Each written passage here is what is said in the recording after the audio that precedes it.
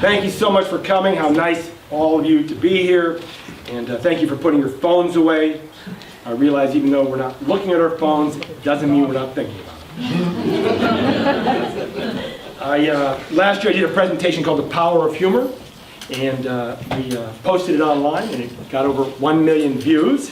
Nice. Wow. In my mind. As I stand here in front of you right now, I realize that until I make you laugh, you're still going to be deciding whether or not you like me. And for presenters in America, it's customary to begin with a joke. Interestingly enough, though, in Japan, it's customary to begin with an apology. So I thought I'd blend the two and apologize for not knowing any jokes. I mean, as I get older, it's just harder to remember. It's a shame, too, because everybody loves to hear a great joke, right? At work, people are a little reticent to tell a joke for fear in a business meeting, if it bombs, they'll look embarrassingly lame. So they don't tell jokes at work. But there's still two great places where people are still excited to tell a great joke. At a wedding and a funeral, and but unfortunately, with marriage rates at 150-year low, it's really getting hard now to have a chance to speak at a wedding toast and give a great joke. That's not so good for jokes. And but I do have a soft spot for marriage, so I just want to shout out for marriage. If someone comes up to me and says, "We're getting married," I'm always like, "Oh man, that's so great to hear. Is it your first?" Yes. Well, anyway, so it turns out the only place really to tell a great joke now is at a funeral. And the good news is with Obamacare being dismantled, a lot more people are going to die. Now, that's not so great for those particular people, but it's going to be great for eulogies. Now, people ask me, what is a joke? Well, other than my life, a joke is a funny short story or cartoon or image. Really, it could be about anything, even death. A woman's husband of 60 years died. She decided to put an obituary in the local newspaper to let everyone know. She called the paper, and the woman at the newspaper said, "Obituaries cost $5 a word." $5 a word? That's ridiculous. Just write "Fred dead." "I'm sorry, but for an obituary there is a 5-word minimum." A 5-word minimum? Fine. Write "Fred dead, Cadillac for sale."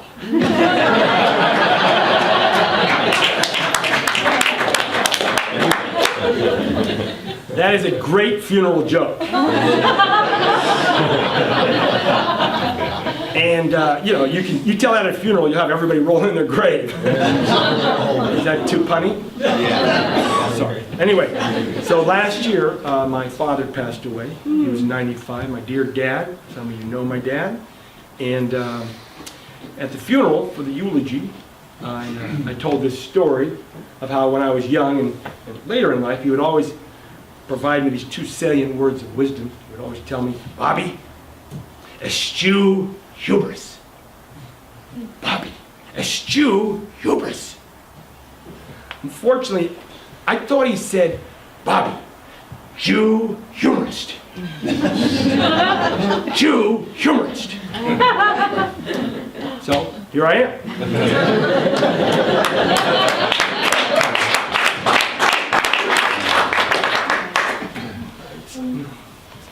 Speaking posthumously about someone we love is beautiful. But speaking posthumously about someone we love is the best cure for grief there is. End of life can be really sad. But the beginning of life is hilarious.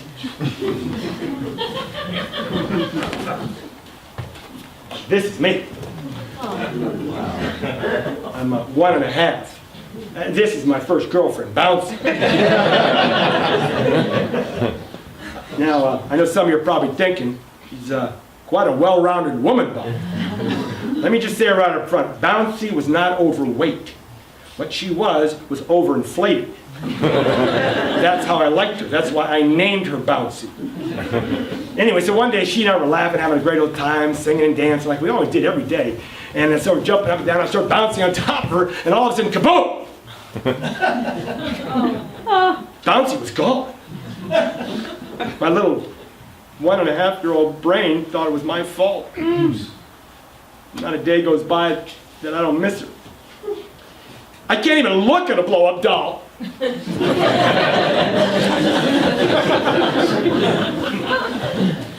But, you know, every relationship since then, I was always afraid what happened to Bouncy would happen again.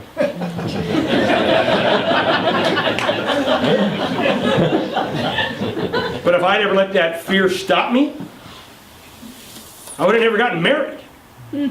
Twice. But what does this story have to do with telling jokes?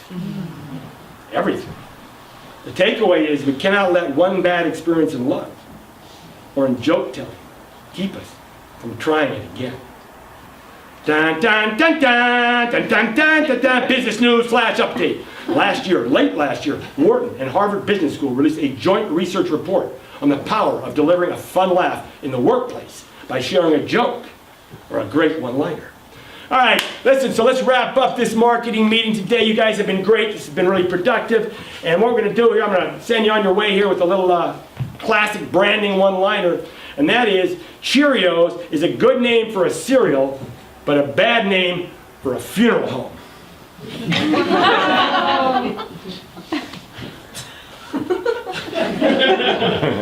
The research found that using humor at work is a sign of intelligence, confidence, and competence. Maybe even leadership material. I wish people saw me that way. But they don't. They say I'm condescending.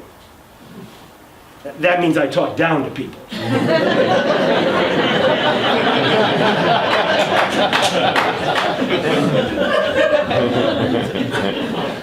This is a good time to talk about my brain. According to Google, my brain is, an adult human brain weighs 3 pounds. I'm like, seriously? I weigh 165 pounds. There is no way. So that's 0.018% of my brain. Thank you. So that means 3 pounds is 0.18% of my entire body mass. And there's no way my brain is that small for how smart I am. Or for how heavy my thoughts weigh on. I admit I have a psychological problem. My brain, you know, I have this voice in my head. It's always talking to me. I think it's lonely. And what brains do when they feel lonely? They talk. All day. For some of us, all night. All we can really do is listen. But what do our brains like to talk about? Well, good question. On the negative side, they like to talk about our problems and all the things that other people do that annoy us. Like, why are you still sitting like that? On the positive side, they like to help us find and experience pleasure. But with all this yammering going on in people's brains during a presentation, it can be hard to get a word in edgewise. So that's the power of humor.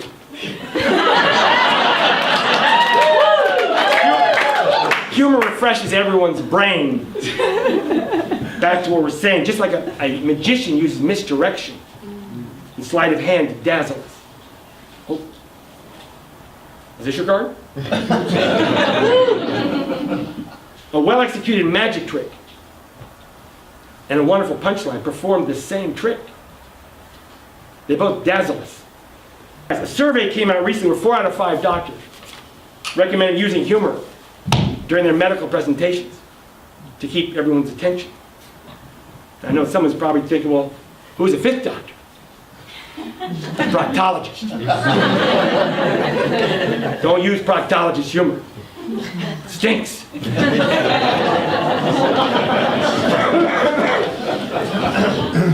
What laughter does to an audience of one person or 1,000 people is remarkable. It short-circuits the natural human instinct to judge. And by lowering the walls we put up between us, it allows us to feel another person. When we're not judging someone, the love in our heart opens up to them. That's why when someone makes us smile or laugh, we can't help but fall in love with them just a little bit in that moment. And when one person starts to laugh, it's not long before another one does, because, well, laughter is contagious. That's why sitcoms have laugh tracks. We all have icky stuff going on in our life, in our mind, that stress us out. But as a presenter, my job is to relieve that stress as fast as possible. And luckily for all of us, nothing works faster than laughter. When I was 6 years old, I couldn't figure out why I would ever want to take my training wheels off my bike. I'm up here in the Montclair Hills. I'm thinking to myself, if I take these off and I go down this hill, I'm going to land straight on my face. So it's a very risk-averse kid. A lot like people are with using humor at work. But I realized if people are going to use humor at work, they have to know there's no way they're going to fall on their face. Otherwise, they won't use it, and humorless business meetings will continue to be daily snooze fest for millions of people. So I decided to create the world's first humor bicycle with permanent training wheels, so no one can fall down. The idea is that to level the humor playing field so that, it's called humor play. It's the first sight of its kind. The idea is to level the humor playing field so that any personality type, extrovert or introvert, can make anybody in an audience smile or laugh at ease. And of course, we all know that the easiest way to jumpstart a new relationship is to share some ice-breaking, relatable humor, whether it be in a sales presentation or on a first date, which technically speaking is the same thing.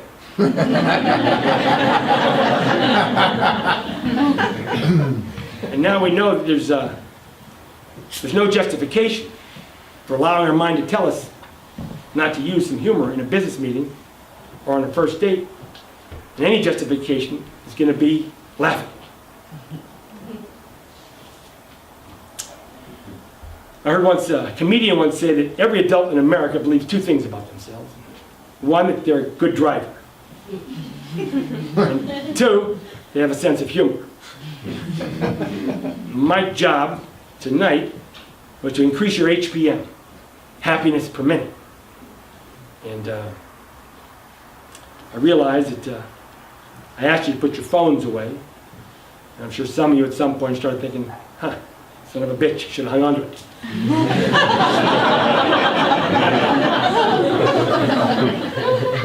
And yes, as I stand here now, we started by saying, until I make you laugh, you'll still be deciding whether or not you like me. Well, what I meant was right here, right now, not on Facebook.